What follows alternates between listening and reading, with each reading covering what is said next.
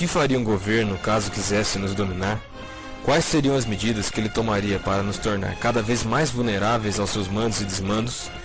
Qual seria a situação ideal para que um governo corrupto desenvolvesse plenamente suas intenções exploradoras? Neste vídeo estarão algumas primeiras medidas que esse governo bandido iria tomar caso alcançasse o poder. Lembrando que é uma situação meramente hipotética, sem nenhum pé na realidade, e qualquer semelhança com a vida real é fruto de mera coincidência. Conheça agora os 10 passos para se construir um país idiota. 1. Primeiramente deve-se acabar com a educação de qualidade. Isso é um passo muito importante, pois pessoas conscientes e bem educadas reclamam demais. Logo, enfraquecer a estrutura educacional do país, tornando-a quase inexistente, a ponto dos alunos poderem se dedicar à libertinagem total, ateando fogo nas cortinas e agredindo seus professores, já seria um bom começo. Os educadores haverão de ser muito mal remunerados e nada incentivados, para que não se corra o risco de um deles realmente querer formar alguns cidadãos de bem. Garantir que professores e alunos não possuam material didático e educacional é de suma importância, lembrando que o Estado idiotizador deve, sob todas as formas, coibir o bom aprendizado nas escolas. 2. Dar oportunidade para poucos. Fato é que se muitas pessoas conseguirem ascensão social, altos salários e serem valorizadas por seus trabalhos, essas irão discordar de uma forma de governo voltada à idiotização. Logo, o Estado idiotizador haverá de se ocupar em garantir que somente algumas famílias e grupos possam ter acesso aos bens de consumo, ao poder, à mídia e etc. Bons atos jamais haverão de ser reconhecidos. Ninguém será premiado por ser um bom médico, um bom advogado, um bom professor ou um bom trabalhador. Porém, poderá conseguir ascensão social, fama e dinheiro, sendo jogador de futebol, dançarino do tchan e outras profissões mais, de muito valor para o desenvolvimento da nação. Terceiro passo: criar uma mídia inútil. Tendo em vista que se muitas pessoas começarem a manifestar suas opiniões e críticas, isso ameaçaria o regime. Logo, é necessário manter os veículos de comunicação nas mãos de poucas famílias, que o Estado idiotizador possa controlar e ter acesso. Assim, nenhuma informação ou notícia indesejável teria espaço na mídia, e no lugar dela seria veiculado manchetes sobre futebol, culinária e fofocas sobre os famosos. É muito importante rechear a programação da TV aberta com programas inúteis, com dançarinas seminuas em roupas bregas, pessoas sorteando dinheiro, programas de humor sem graça, noticiários que não prezem pela informação, mas sim pela violência gratuita, programas de esporte que fiquem horas e horas discutindo os rumos da seleção, ou seja, qualquer programação que não estimule os telespectadores a pensarem. Deve-se evitar, sob qualquer circunstância, vincular programação que conscientize ou dê conhecimento à população, e caso o faça, que seja de madrugada, para que atinja o menor número de pessoas possível. Quarto passo: garantir que o sistema de saúde seja horrível. Para manter uma população sob controle, é indispensável que essa esteja com a saúde debilitada. Enfim, o Estado idiotizador deve fazer com que poucos tenham acesso a um tratamento de saúde adequado, de modo que a grande maioria, mesmo que seja para passar por uma consulta simples, deva ficar um enorme tempo das suas vidas em filas de espera. E caso o cidadão consiga de alguma forma marcar uma consulta, o tempo de espera é de no mínimo 3 meses. Essa é uma ferramenta muito boa para controlar uma população, já que caso eles se revoltem muito, basta piorar ainda mais a qualidade do serviço, e logo eles mesmos morrerão, evitando problemas para o Estado idiotizador. Além dessas medidas, é importante garantir os altos preços dos remédios.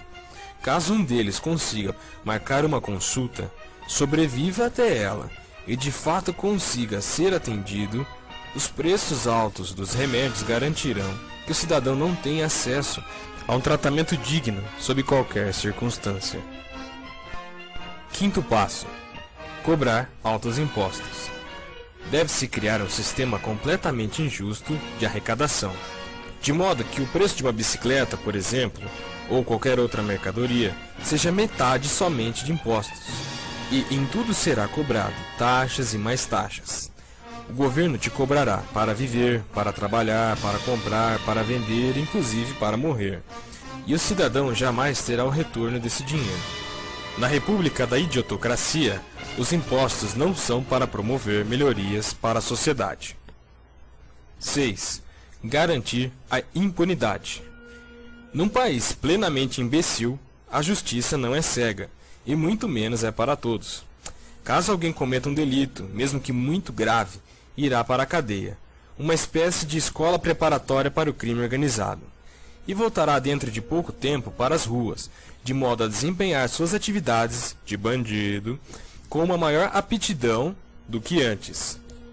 Isso auxilia o Estado idiotizador, pois dissemina o medo entre as pessoas, que não terão coragem de sair das próprias casas. E dominados por essa sensação de pânico, estarão mais suscetíveis à dominação imposta, ficarão mais tempo à frente da televisão e se tornarão cada vez mais alienadas.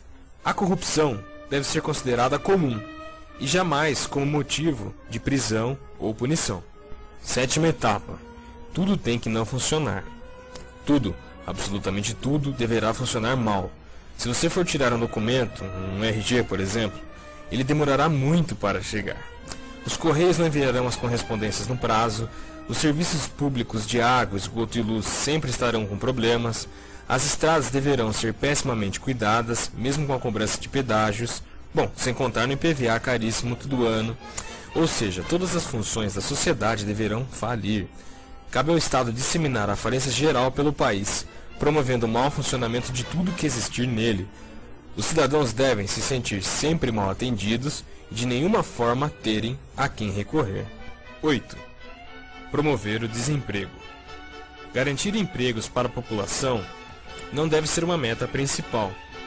Pessoas que trabalham geralmente querem pensar e reivindicar direitos. Isso não faz bem à nação. 9. Jamais investir em tecnologia. Esse país dos sonhos terá que sempre sobreviver da exportação de produtos primários. Nosso papel global deverá ser de somente fornecer produtos brutos, como soja, cana-de-açúcar, café, minério de ferro e carne. E a produção e exportação desses deverá se concentrar, assim como a mídia, nas mãos de poucas famílias e elites dominantes.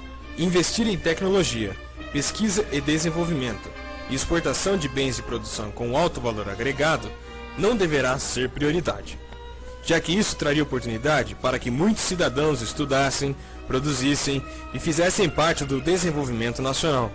Ressaltando, deve-se fazer desse país uma grande fazenda, onde poucas famílias controlarão a produção, enquanto os outros deverão servir a esse sistema através de subempregos e trabalho fabril. 10.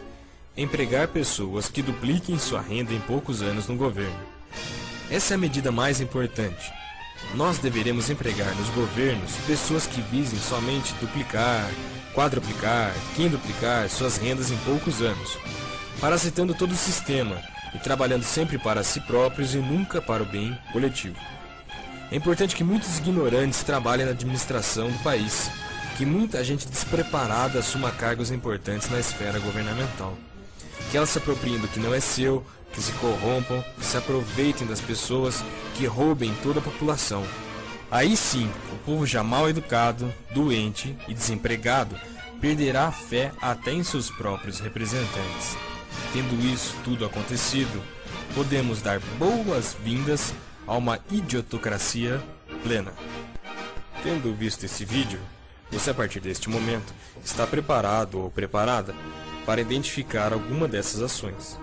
Caso algum governo ou governante queira montar aqui no Brasil ou em qualquer outro lugar do mundo o regime da idiotocracia plena. Mas isso é uma hipótese muito distante. Imagina, né? Um negócio desses aqui na terra do berço esplêndido. De jeito nenhum.